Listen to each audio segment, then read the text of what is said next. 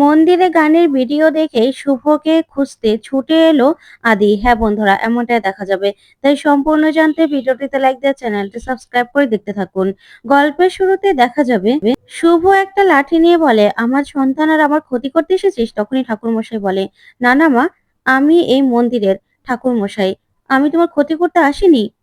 তুমি তুমি এখানে থাকতে পারো মা। তখন শুভ বলে, না না ঠাকুরমশাই, আমার ভুল হয়ে গেছে, আপনি আমাকে ক্ষমা করে দিন।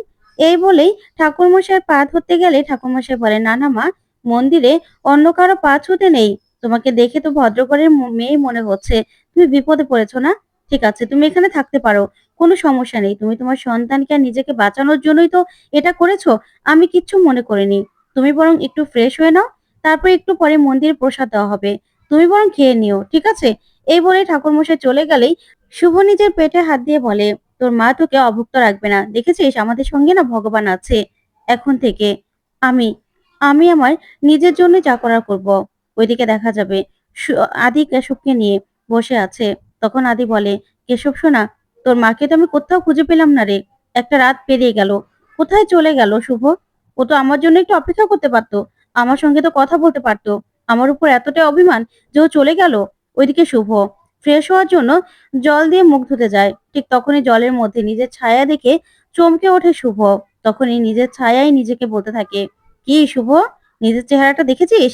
সবসময় তো সবসময় তো সবার জন্য করেছিস, ওই পরিবারের জন্য, কিন্তু তার প্রতিদানে কি পেয়েছিস? কি করেছে তারা তোর জন্য? কি করেছে? এই তো রাস্তায় রাস্তায় হাঁটছিস, রাস্তায় রাস্তায় ঘুরছিস। তখন শুভ বলে, মোটেও না, আমি রাস্তায় রাস্তায় ঘুরছি না। তখনই নিজের ছায়া হাসতে থাকে আর বলে, তাই নাকি?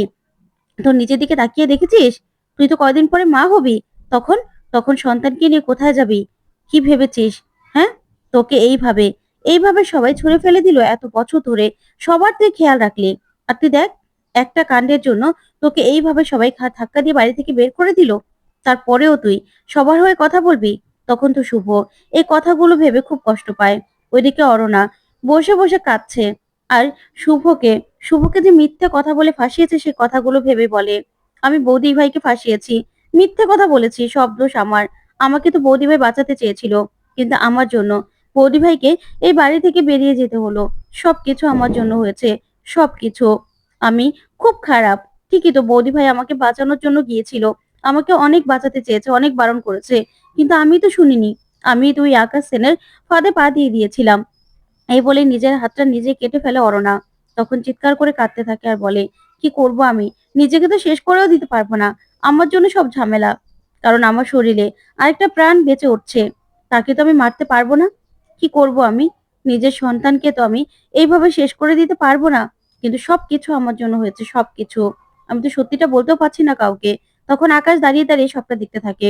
ওইদিকে শুভ বলে, না, আমি আমি আর কাঁদবো না, আমি আর কষ্ট পাবো না। আমাকে এবার ঘুরে দাঁড়াতেই হবে। হয়তোবা এটাই ভগবানের ইচ্ছে ছিল, যে আমার নিজের জন্য আমার কিছু করা দরকার। সেটাই এই পরিস্থিতির মাধ্যমে বুঝিয়ে দিয়েছে। হ্যাঁ, এখন থেকে আমি আমার নিজের জন্য কিছু করব। আমার সন্তানের জন্য করব। আর অন্যের জন্য বাঁচবো না আমি। নিজের কথাও ভাবতে হবে আমাকে। এখন থেকে আমি আমার আমার নিজের নাম আমি তৈরি করব। এই বলেই সে জল দিয়ে মুখ ধুয়ে ফেলে শুভ। ওইদিকে চিৎকার শুনতে পায়। তখন শুভ বেরিয়ে আসলে দেখতে পায় কেউ একজন অসহায়দের কম্বল দিচ্ছে। ঠিক তখনই একটা লোক এসে গাড়ি থেকে কিছু চুরি করতে গেলেই শুভ বলে, এই কি করছো? তখনই সেই ছেলেটা ছুরি ধরে আর বলে, একদম কেউ নড়বে না এখান থেকে, কেউ না। তখনই শুভ বুদ্ধি করে নারকেল দিয়ে সেই লোকটাকে মাথায় বাড়ি দিয়ে সবাইকে ধরিয়ে দেয়। তখন সবাই সেই লোকটাকে নিয়ে সেখান থেকে চলে যায়। তখন তখনই দেখা যাবে একজন শুভকে দেখতে থাকে। সেটা ছিল আকাশের মা। শুভকে মন্দিরে দেখে তো চমকে যায় আর মনে মনে বলে, এখানে কি করছে? ওইদিকে আকাশ বলে, এসব কি হচ্ছে অরুণা? এসব দেখার জন্য তোমার পাশে এসে আমি দাঁড়িয়েছি, তোমাকে বিয়ে করেছি। দেখো না, হাতটা কেটে গেছে, তাই না? খুব যন্ত্রণা হচ্ছে। আসলে আমিও না খুব মজা নিচ্ছি।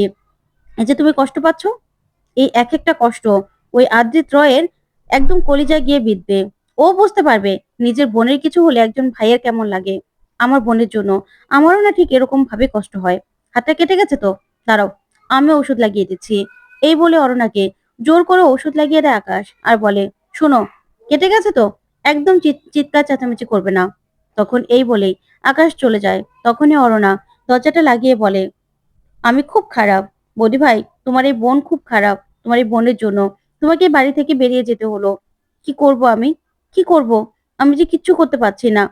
আমি আমি নিজেকে না ক্ষমা করতে পারছি না কিছু করতে পারছি। ওইদিকে শুভ প্রসাদ খেতে থাকে আর বলে, যাক ঠাকুর আমাকে এই খাবারটুকু মিলিয়ে দিয়েছে। কিন্তু তো কোনো টাকা পয়সাই তো আমার কাছে নেই। কি করব আমি? কোথায় যাব? কেই বা আমাকে জায়গা দেবে? কি করব আমি? কিছুই তো বুঝতে পারছি না। ঠিক তখনই শুভ শুনতে পায় ঠাকুরমশাইকে একজন বলছে, ঠাকুরমশাই সব ভক্তরা চলে এসেছে। সেই যারা গান গাইবে তারা কোথায়? তখনই ঠাকুরমশাই বলে, ওরা তো সবসময় ভালো কাজ করে। আমি ডাকলেই চলে আসে। কিন্তু আজকে তো এখনো আসলো না। তখনই সেই লোকটা বলে, কিন্তু ঠাকুরমশাই তারা তো শুধু আপনাকে ঝোলায়নি, আমাকেও তো ঝুলিয়ে দিয়েছে। এখানে ভক্তরা সবাই চলে এসেছে। ঠাকুরের নাম গান চলবে। কিন্তু তারা যদি না আসে, কি করব আমি? কি করব? ঠিক তখনই শুভ সেখানে আসে। আর এসে ঠাকুরমশাইকে বলে, ঠাকুরমশাই আপনারা চাইলে আমি কিন্তু ঠাকুরের নাম গান করতে পারি। তখনই সেই লোকটা ঠাকুরমশাইকে বলে, ঠাকুরমশাই এটা আবার কে? তখন ঠাকুরমশাই বলে, দেখো ওকে আমিও চিনি না। তবে ভদ্রঘরের মেয়ে বলেই মনে হচ্ছে। অসহায় এখানে এসেছে। তখন তো শুভর কথায় ঠাকুরমশাই ওদেরকে মানিয়ে নেয়। তখন শুভ বলে, যাক এখানে নাম গান করলে কিছু টাকাও পাওয়া যাবে। সেটা দিয়েই না হয় আমি কিছু একটা করে নেব। কিন্তু আমি পারবো তো? তুমি আমাকে শক্তি দাও ঠাকুর। ওইদিকে আকাশের মা ড্রাইভারকে বলে, আমার মনে হচ্ছে কিছু একটা ঘটেছে। তোমরা যাও, এদিকে নজর রাখো, আমি আসছি। ওইদিকে দেখা যাবে কেশবকে শিরিন খাওয়ানোর চেষ্টা করে। কিন্তু কেশব কিছুতেই খেতে চায় না। ওইদিকে আদি ফোন করতে থাকে আর বলে, না শুভর কোনো খোঁজ পাইনি, এখন যাব। আচ্ছা আমি যাচ্ছি। তখন শিরিন বলে, না না বর্দা ভাই, দেখ না কেশব তো কিছুই খাচ্ছে না। তখন আদি বলে, কেশব শোনা খেয়ে নাও। তখন কেশব বলে, না তুমি পচা, তোমার জন্যই আমার মা বাড়ি থেকে চলে গেছে। আমার মা কোথায়? মাকে এনে দাও। তুমি পচা, তুমি আমার মাকে বকা দিয়েছো, তাই তো বেরিয়ে গেছে। তখন আদি বলে, কেশব শোনা তোমার মাকে তো আমিও খুঁজছি, তুমি চিন্তা করো না, তোমার মাকে আমি খুঁজে নিয়ে আসবো। ঠিক তখনই রূপ চলে আসে আর এসে বলে, আদি এবার তো আমাদের থানায় যেতে হবে। তখনই দেখা যাবে শুভর বাবা আসে, এসেই বলে, আদি আমার মেয়ের কোনো খোঁজ পাওয়া গেল? আমার মেয়েটা সারা রাত বাড়ির বাইরে রইলো, আর তোমরা কিনা এখন আমার মেয়েটাকে খুঁজতে গেলে না? ঠিক তখন রূপ বলে, চিন্তা করবেন না, আমরা পুলিশের কাছে যাচ্ছি। তখনই শুভর বাবা খুব চিন্তা করতে থাকে আর বলে, আপনারা কেমন মানুষ বলুন তো? আমার মেয়েটাকে একটু খুঁজতে যাওয়ার কোনো নামগন্ধ নেই। তখন রঞ্জিনী বলে, শুনুন, পূরবী না হয় আপনার মেয়েকে রাত্রে ঘর থেকে বের করেই দিয়েছে, সেই জন্য আপনার মেয়ের রেগে কোথাও সেখান থেকে চলে যেতে হবে? আপনার মেয়েরই বা এত রাগ কিসের? হ্যাঁ, এত রাগ কিসের? তখন শুভর বাবা বলে, কি আমার ওই প্রেগনেন্ট মেয়েটাকে আপনারা এই রাত বিরাতে বাড়ি থেকে বের করে দিয়েছেন? আপনারা কি মানুষ? আপনারা কি মানুষ নাকি? আমি তো বুঝতে পারছি না। আদ্রিত, তুমি গিয়েছিলে আমার মেয়েকে বিয়ে করার জন্য। আমার মেয়ের সব দায়িত্ব তোমার ছিল। আর সেই কিনা আমার মেয়েটাকে বাড়ি থেকে তোমরা বের করে দিলে। কেন?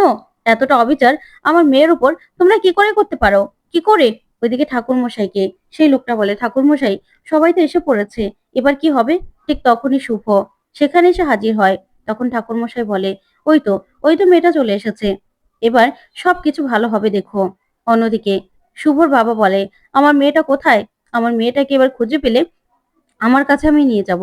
আমার মেয়েটাকে কেন বের করে দিয়েছেন আপনারা? তখন পূরবী বলে, তার আগে বলুন আপনার মেয়ে কেন আমার মেয়ের জীবনটা নষ্ট করলো? আমার মেয়ে আমার মেয়ের জীবনটা আপনার মেয়ে নিজের হাতে নষ্ট করে দিয়েছে ওই আকাশ সেনের সঙ্গে বিয়ে দিয়ে। এত বড় সাহস ওকে কে দিয়েছে? সেটার জবাব দিন। তখন শুভর বাবা পুলককে বলে, আচ্ছা পুলক, আমার মেয়েকে সেই ছোটবেলা থেকে তোমরা দেখেছো, তোমার কি মনে হয় আমার মেয়ে কারো কোনো ক্ষতি করতে পারে?